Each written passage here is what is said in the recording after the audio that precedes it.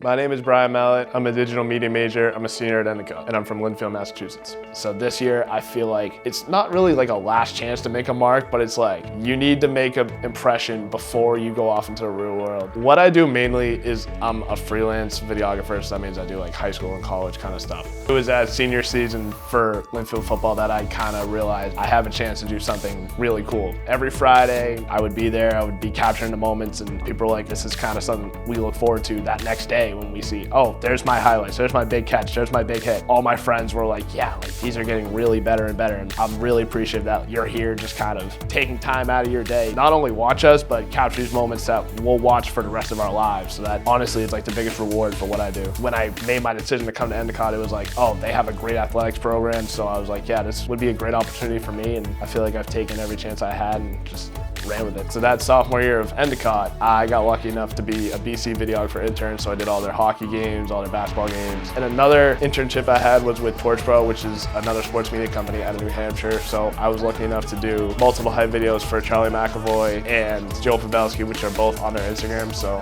honestly, like those two would be the main two that have kind of shaped who I am right now. I started working with ECGulls when I committed to Endicott. Sophomore year, games started going on, started to make connections with the football team, and they're like, yeah, like we want you at every game, like we're stoked with all the content that you're giving us. And that kind of opened my eyes to like what I could do as a creator. That March of 2023, when I started to do more hockey, that's when I kind of realized that like hockey might be my favorite sport to film because A, it's unique, the shots are very clean. I would describe my style as very fast paced and kind of like hype. You gotta make it fast paced, you gotta add sound effects, which I've done this year. Just making sure the song choices are good that emphasize the big plays and just kind of like little subtle stuff like that, like just fast paced, hype, make sure the viewer is there for the whole video. During spring break, I was lucky enough to receive an offer from the NCAA to film the Frozen Four for the D1 women's tournament up at UNH. So that was probably the biggest opportunity I've ever had. So I was just really stoked with the results and kind of just see all the work culminating in that big moment to show what I can do. I'm constantly improving. I'm constantly pushing the boundaries of what I can do.